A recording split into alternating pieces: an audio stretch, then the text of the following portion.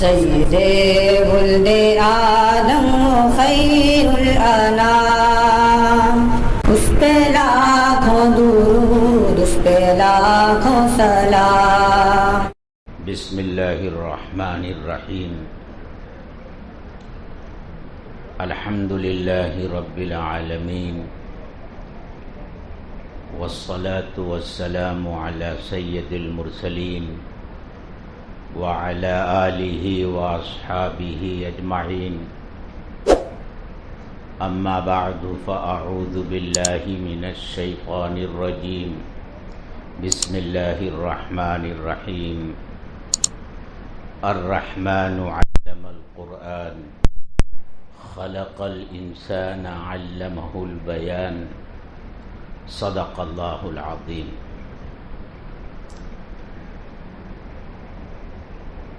آج کے اس افتتاحی پروگرام کے صدر محترم جامعہ سراج العلوم کے ناظم اعلیٰ حضرت مولانا مفتی لعیق احمد صاحب قاسمی دامت برکاتہم،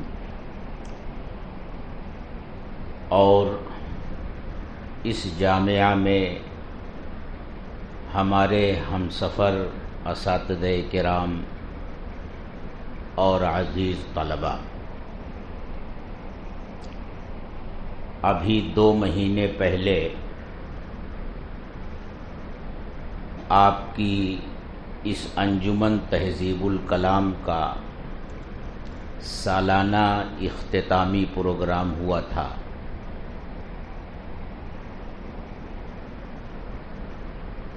اس طویل تعطیل کے بعد اب ہم پھر ایک مرتبہ اس مدرسے کی در و دیوار کو آباد کر رہے ہیں۔ درس و تدریس کا سلسلہ 1 ہفتہ پہلے شروع ہو چکا ہے، اور آج انجمن تہذیب الکلام کا افتتاحی پروگرام ہے، ہم اور آپ اس میں بیٹھے ہوئے ہیں۔ اب یہ سلسلہ سال بھر چلے گا۔ آپ میں سے کچھ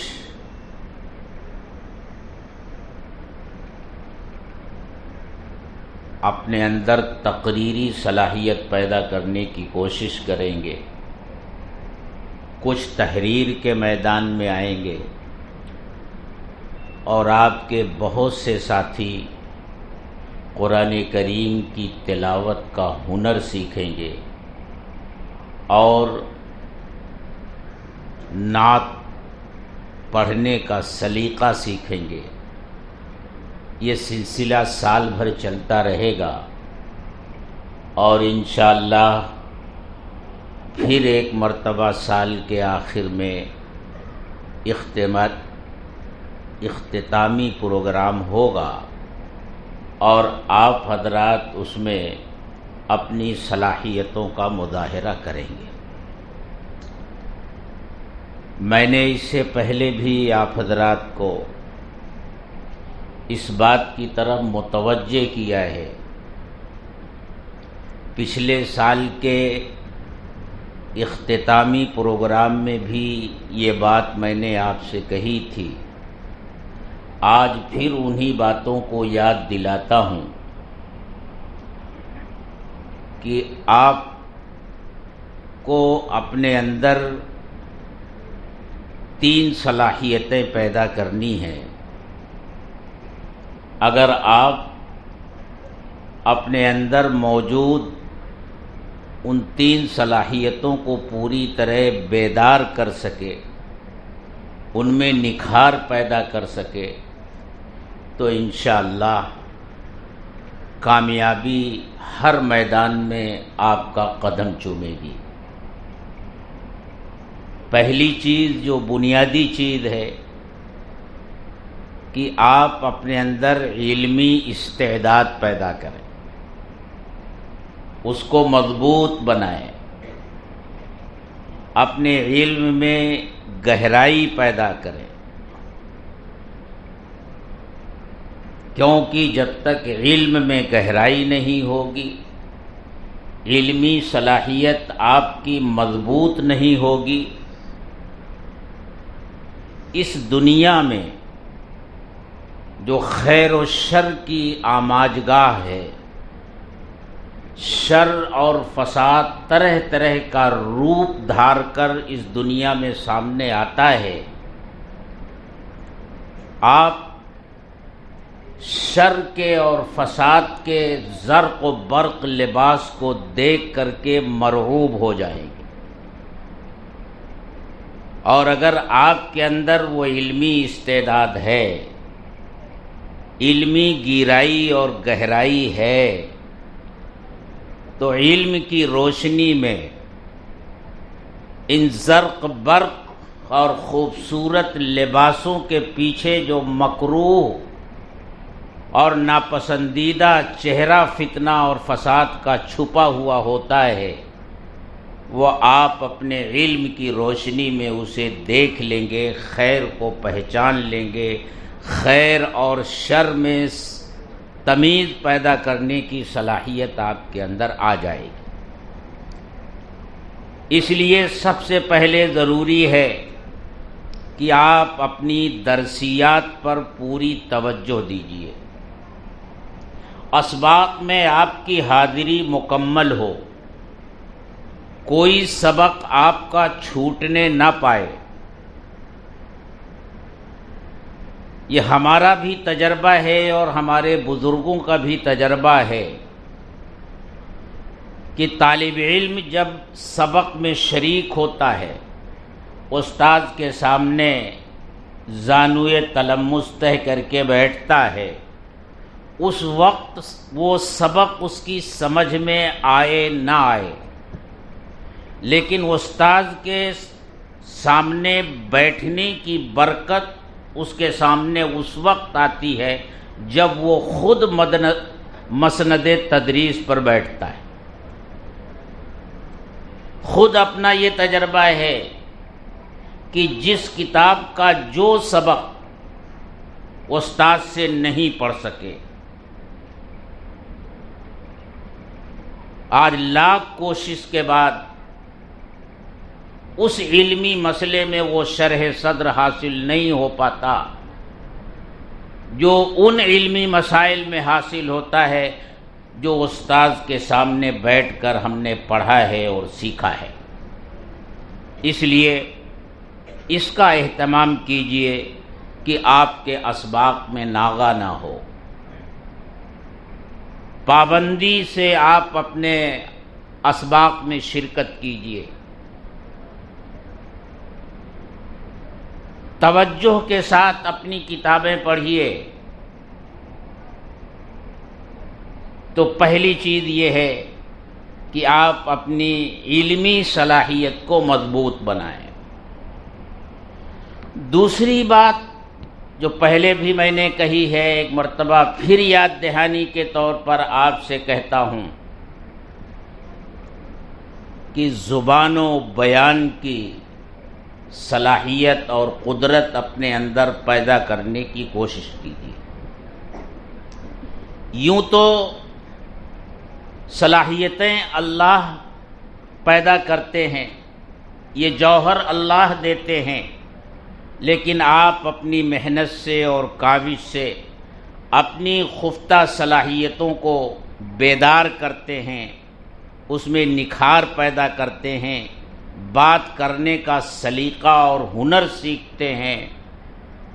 یہ دوسری اہم چیز ہے، کیونکہ اگر آپ کے اندر علمی صلاحیت تو آ گئی، علم آ گیا، لیکن اس علم کو دوسرے تک منتقل کرنے کا ہنر آپ نے نہیں سیکھا، بات کرنے کا سلیقہ نہیں سیکھا، سامعین کہ دل و دماغ پر اپنی بات جمع دینے اور بٹھا دینے کا طریقہ آپ نے نہیں سیکھا، تو پھر آپ کو وہ کامیابی نہیں مل سکتی جو بیان کا سلیقہ سیکھنے سے آپ کو ملتی۔ اس لیے مدارس عربیہ اور دینیہ میں انجمنیں قائم کی جاتی ہیں اور بچے اس میں اپنی تقریری اور تحریری صلاحیتوں کو نکھارنے کی، اپنے اساتذہ کی تربیت میں، ان کی نگرانی میں کوشش کرتے ہیں۔ آپ جانتے ہیں کہ جامعہ سراج العلوم کو قائم ہوئے کئی سال ہو گئے، یعنی یہ 84 میں قائم ہوا۔ پہلے 2-3 سال مکتب کی شکل میں رہا، پھر یہاں درس نظامی کا سلسلہ شروع ہوا اور لوگ آتے گئے، قافلہ بنتا گیا۔ آج صورتحال یہ ہے کہ جب دوسرے مدارس میں طلباء کے انتظار میں لوگ بیٹھے ہیں، ہمارے یہاں طلباء کا رجوع اتنا ہے کہ جو گنجائشیں تھیں ان کے قیام وغیرہ کی وہ سب ختم ہو چکی ہیں۔ اب مجبوراً ہمیں اپنے طلباء کو واپس کرنا پڑ رہا ہے۔ یہ جو طلباء کا رجوع ہے اور لوگوں کی توجہ ہے، یہ تو من جانب اللہ ہے، پہلی بات۔ لیکن اس میں اس بات کا بھی دخل ہے کہ لوگ یہ دیکھتے ہیں کہ جامعہ سراج العلوم نے پہلے دن سے جس اپنے سفر کا آغاز کیا تھا اور جو منزل اس کے لیے متعین کی تھی، اسی راستے پر چل رہا ہے اور منزل کی طرف رواں دواں ہے۔ تو دوسری چیز، بیان کی صلاحیت اور قدرت اپنے اندر پیدا کرنے کی کوشش کیجیے۔ اور تیسری چیز جو سب سے اہم ہے وہ ہے اپنا رشتہ ہمیں اللہ سے جوڑنا ہے، اپنا تعلق ہمیں اللہ سے جوڑنا ہے۔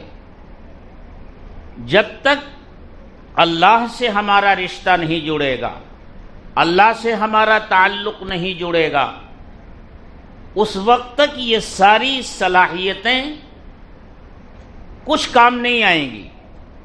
اصل طاقت اللہ کے ساتھ قائم ہونے والا مضبوط رشتہ ہے۔ اس لیے اس رشتے کو مضبوط کرنے کی جو یہاں تربیت دی جاتی ہے، آپ کو نمازوں کی پابندی کرنے کی ہدایت دی جاتی ہے، آپ کے اوپر سختی کی جاتی ہے، آپ کی اخلاقی تربیت کی جاتی ہے، آپ کو کیسے رہنا ہے، کیسے گفتگو کرنی ہے، کیسے سونا ہے، کیسے کھانا ہے، یہ ساری چیزیں اسی لائن کی ہیں۔ اس لیے آپ اس پر پوری توجہ دیجئے۔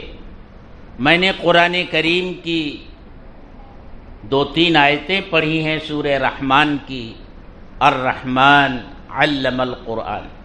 آپ جانتے ہیں کہ اللہ نے انسان کو اس دنیا میں اپنا نائب اور خلیفہ بنایا ہے۔ نائب اور خلیفہ کا مطلب یہ ہے کہ انسان کی یہ ذمہ داری ہے کہ وہ اللہ کی طرف سے آنے والے احکامات کو پہلے تو جانے، اور ان کو جاننے کے بعد اللہ کے ان احکامات کو پوری دنیا پر نافذ کرنے کی کوشش کرے، اللہ کی مرضیات پر چلانے کی کوشش کرے اس دنیا کو، اور نامرضیات سے ہٹائے دنیا کو۔ یہ انسان کا فرض منصبی ہے۔ اس فرض منصبی کو ادا کرنے کے لیے سب سے پہلے ضروری ہے کہ انسان کو اللہ کی مرضیات کا علم ہو، حلال اور حرام کا علم ہو، جائز اور ناجائز کا علم ہو، اللہ کو کیا پسند ہے کیا ناپسند ہے اس کا علم ہو، اس کے لیے اللہ نے انسان کو قرآن سکھایا۔ الرحمن علم القرآن، رحمان نے قرآن کی تعلیم دی۔ دوسرا انعام یہ ذکر کیا کہ اللہ نے انسان کو پیدا کیا، خلق الانسان، انسان کو پیدا کیا، علمہ البیان، اسے بیان سکھایا، اپنی بات صاف صاف کہنے کا سلیقہ اسے سکھایا، بات سمجھنے کا اور سمجھانے کا ہنر اسے سکھایا۔ ترتیب کا تقاضا تو یہ تھا کہ قرآن یوں کہتا کہ اللہ نے انسان کو پیدا کیا، اسے قرآن سکھایا، اور قرآن سیکھنے اور سکھانے کے لیے اسے بیان کی صلاحیت عطا فرمائی۔ لیکن ترتیب کو اللہ نے بدل دیا، سب سے پہلے تعلیم قرآن کو ذکر کیا، کیونکہ تعلیم قرآن سے بڑی نعمت اس دنیا میں کوئی نہیں ہے۔ ایک کمزور انسان جو ایک بہت ہی حقیر مادے سے پیدا کیا گیا، اللہ تعالیٰ نے اس کمزور مخلوق کو اتنی بڑی ذمہ داری دی اور اتنا بڑا کام اسے سونپا، قرآن کریم جیسی نعمت اسے عطا فرمائی، اتنی بھاری بھرکم نعمت، اس کو اٹھانے کی اللہ نے اس کمزور انسان کو صلاحیت عطا فرمائی۔ علم القرآن خلق الانسان علمہ البیان، یہ جو انسان کو نطق کی صلاحیت ملی ہے، بیان کی صلاحیت ملی ہے، اور اس نطق اور بیان کی بنیاد پر اللہ نے انسان کو دوسری مخلوقات سے ممتاز کیا ہے۔ یہ نطق اور بیان کی صلاحیت اسی بنیاد پر ملی ہے تاکہ یہ قرآن کو سیکھے اور لوگوں کو سکھائے، قرآن کے پیغام کو اپنے سینے میں پہلے جذب کرے، پھر اس قرآن کے پیغام کو دنیا والوں کے سامنے پیش کرے۔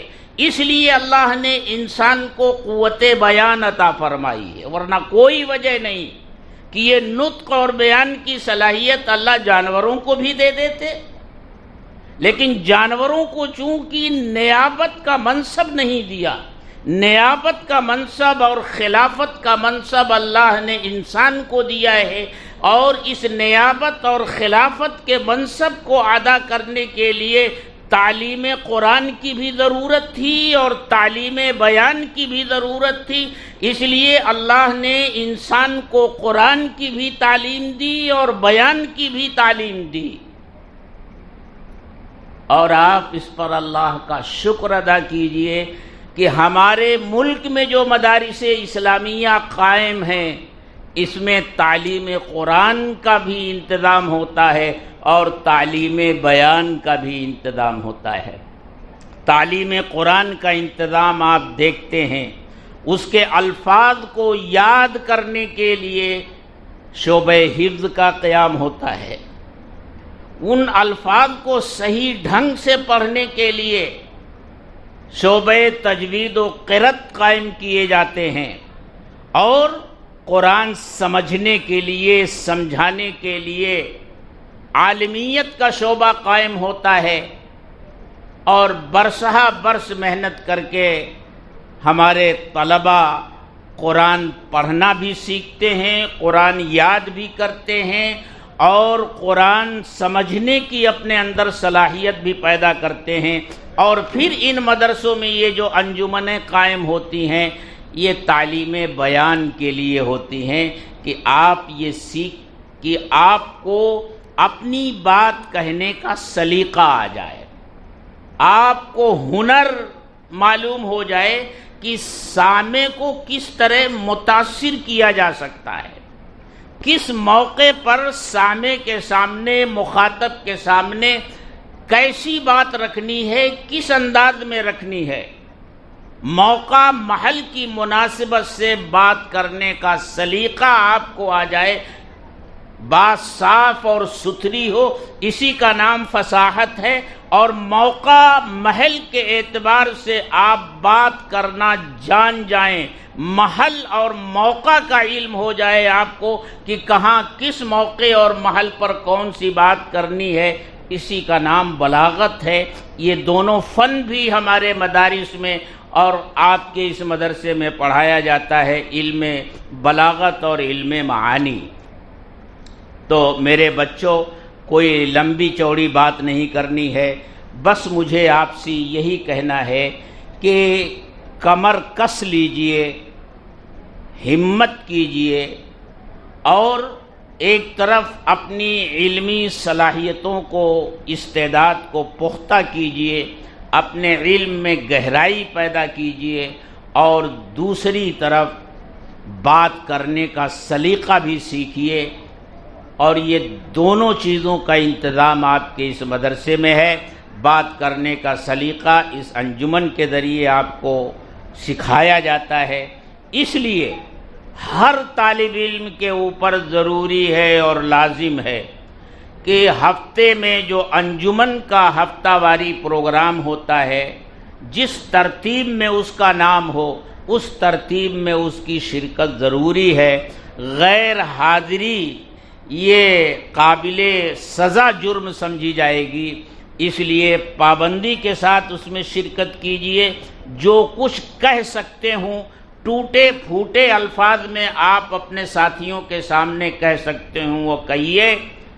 آج آپ بے جوڑ جملوں میں اپنی بات کریں گے، ٹوٹے پھوٹے انداز میں اپنی بات کریں گے، لیکن بات کرتے کرتے انشاءاللہ وہ وقت آئے گا کہ جب منبر پر کھڑے ہو کر کے آپ بات کریں گے تو لوگ پوچھیں گے کہ اس نے کہاں پڑھا ہے، یہ بات کرنے کا طریقہ اس نے کہاں سیکھا ہے۔ الحمدللہ ہمارے مدرسے کے بہت سے پڑھے ہوئے بچے جو دارالعلوم سے فارغ ہونے کے بعد دین کی خدمت کا کام پورے ملک میں انجام دے رہے ہیں، وہ اپنی تقریری اور تحریری صلاحیتوں سے پہچانے جا رہے ہیں۔ انہوں نے قلم پکڑنا یہیں سیکھا تھا اور زبان کھولنا یہیں سیکھا تھا۔ اس کے بعد انہوں نے اپنی محنت جاری رکھی، اپنی مشق جاری رکھی، اور اللہ نے آج ان کو یہ مقام عطا کیا ہے۔ اللہ تعالیٰ آپ کو بھی یہ مقام عطا کرے، لیکن شرط یہ ہے کہ آپ اپنی محنت جاری رکھیں، کسی طرح کی کوتاہی اور لاپرواہی اس میں نہ برتیں۔ بس اتنی باتیں آپ سے کہنی تھیں۔ آپ اسے میری نصیحت کہہ لیجئے، بلکہ چونکہ آپ طالب علم ہیں اور میں یہاں پڑھاتا ہوں، اس لیے آپ اسے میرا حکم بھی کہہ لیجئے۔ یہ میری نصیحت بھی ہے اور یہ میرا حکم بھی ہے آپ کو کہ جو ہفتہ واری پروگرام ہوتا ہے انجمن کا، اس میں آپ سب شریک ہوں، آپ کے لیے اس میں شرکت لازمی ہے۔ اور اس کے ساتھ ساتھ ایک بات کا اور خیال کیجئے کہ اپنے طور سے کتابیں آپ منتخب مت کیجئے تقریریں یاد کرنے کے لیے۔ آپ کے جو اساتذہ ہیں، اللہ نے آپ کو بڑے ذی علم اساتذہ اس مدرسے میں عطا فرمائے ہیں۔ آپ کو جس استاد سے مناسبت ہو اس سے پوچھ لیا کیجئے، مشورہ لے لیا کیجئے کہ آپ کو کون سی کتابیں پڑھنی۔ ابھی جیسے مثال کے طور پر ہمارے جس بچے نے ابھی بڑی پرجوش تقریر کی، آج تقریر کی، لیکن لگتا ہے کہ یہ تقریر انہوں نے جہاں سے لی ہے یہ اس وقت کی ہے جب صدام حسین گرفتار ہو گئے تھے اور امریکہ کے قبضے میں تھے۔ اس لیے کہ اس میں ایک جملہ اس نے کہا، آج پٹرول بھی تمہارے قبضے میں ہے اور تم صدام کا سر چاہتے تھے، صدام بھی تمہارے قبضے میں ہے۔ اس کا مطلب یہ ہے کہ وہ بہت پرانی تقریر ہے۔ تو اس میں اس طرح کی جو باتیں آتی ہیں، اب اسی تقریر میں جس طرح اسرائیل جو کچھ ظلم و بربریت ڈھا رہا ہے اس کا ذکر ہے، اسی میں موجودہ حالات سے متعلق اگر کچھ باتیں آ جاتی تو یہ تقریر بالکل تازہ ہو جاتی اور حالات کے مطابق ہو جاتی. ایسا نہیں لگتا کہ یہ کوئی پرانی تقریر ہے جو ہمارے بچے نے کر دی ہے. اور اس میں یہ تازگی پیدا کرنے کے لیے ظاہر سی بات ہے کہ اپنے اساتذہ سے مشورہ کر کے اسی میں کچھ چیزیں اور آپ بڑھا لیتے. آج کی موجودہ دنیا میں جو حالات ہیں اس پر کچھ باتیں آ جاتی، ہمارے ملک میں جو حالات ہیں اس پر بات آ جاتی، کیونکہ اب مسئلہ صرف فلسطین میں مسجد اقصی کا نہیں ہے، اب تو ہمارے ملک میں بھی مساجد کے مسائل ہیں اور کتنے ہزار مسجدوں کا مسئلہ ہے اور کس ڈھنگ سے باتیں کی جا رہی ہیں اور عدالت کی طرف جایا جا رہا ہے، ملک کا ماحول بنایا جا رہا ہے. اس طرح کی کچھ باتیں بالکل نپے تلے انداز میں آ جاتی تو یہ تقریر بالکل تازہ ہو جاتی اور حالات کے مطابق ہو جاتی. اس لیے میں کہتا ہوں اساتذہ سے رہنمائی حاصل کیجیے، ان سے پوچھ کر تقریریں یاد کیجیے. اور انجمن کے ہمارے جو ذمہ دار طلباء ہیں ان سے میں یہ کہتا ہوں کہ جب ہم لوگ انجمن میں تھے، پڑھتے تھے، تو جو انجمن چلانے والا ناظم ہوتا تھا اس کی یہ ذمہ داری ہوتی تھی کہ جو مقرر تقریر کر رہا ہے اس کی تقریر میں غلطی کہاں کہاں ہے وہ باقاعدہ بیٹھ کر نوٹ کرتا تھا. جہاں مذکر لفظ استعمال کرنا چاہیے تھا مذکر، اس نے مؤنث استعمال کر لیا. اور اسی طرح اور دوسری چیزیں جو اس طرح کی خامیاں تقریروں میں رہ جاتی ہیں اس کو وہ نوٹ کرتا تھا. اور پھر جب وہ تقریر کرنے والا طالب علم ہٹتا تھا تو یہ کھڑے ہو کر کے اس کو بتاتا تھا کہ بھائی آپ کی تقریر میں یہ غلطی ہوئی، یہ غلطی ہوئی، یہ غلطی ہوئی، یہ غلطی ہوئی، اس کی اصلاح کیجیے. لیکن ظاہر سی بات ہے کہ ناظم انجمن کو سب سے پہلے اپنے اندر وہ خوبی اور وہ کمال پیدا کرنے کی ضرورت ہوگی، سمجھے، کہ وہ مذکر کو مذکر سمجھے، مؤنث کو مؤنث سمجھے. کہیں وہی کنفیوز ہوگا تو کیسے کام چلے گا. اس لیے میرے دوستو، آج سے آپ کا یہ سفر ایک مرتبہ پھر شروع ہو رہا ہے اور یہ سفر اس کی ایک منزل سال کے آخر میں آنے والی ہے، اس میں آپ کو تقریریں کرنی ہیں. اور اس مرتبہ دیکھیے جو بچے تقریر کرتے ہیں وہ سن لیں، مختلف موضوعات پر تقریریں آپ کو یاد کرنی ہیں، کم سے کم 10 تقریریں یاد کرنی ہیں. پورے سال میں 10 تقریریں یاد کرنی ہیں. اور جب یہاں کمپٹیشن ہوتا ہے آپ کا تو انہی 10 تقریروں میں ہوگا، پرچی نکالی جائے گی، جو پرچی جس کے نام نکلے گی اس کو اسی موضوع پر تقریر کرنی ہوگی. 10 تقریریں، ایسا نہیں کہ آپ اپنے طور سے کوئی تقریر یاد کر کے آئیں گے. 10 تقریریں ہر طالب علم کو یاد کرنی ہے. ان 10 تقریروں میں سے کوئی بھی تقریر آپ کے نام پر اس کی پرچی نکل سکتی ہے، آپ کو اسی موضوع پر تقریر کرنی ہوگی. اب تقریری مقابلے کا یہی انداز ہوگا اس سال.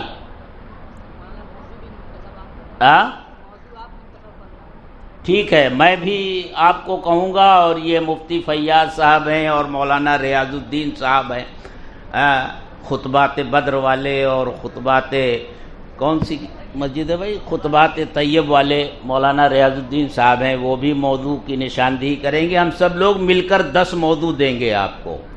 اس موضوع پر تقریریں آپ تیار کریں گے اور پھر اس کی پرچی نکالی جائے گی. ڈبہ ہوگا، آپ کا نام پکارا جائے گا، آپ آئیں گے اور اس ڈبے سے ایک پرچی نکالیں گے جو موضوع ہوگا آپ کو اسی موضوع پر تقریر کرنی ہوگی. ٹھیک ہے نا بھائی؟ جی بس اللہ ہماری مدد کرے. ہم تو نیت کرتے ہیں اور اللہ نیت کے مطابق ہی معاملہ فرماتے ہیں. ہم سب اپنی نیت کی اصلاح کریں کہ انشاءاللہ ہم اس میں کامیابی حاصل کرنے کے لیے کوشش کریں گے، محنت کریں گے. اللہ مدد فرمائے گا. وآخر دعوانا الحمدللہ رب العالمین.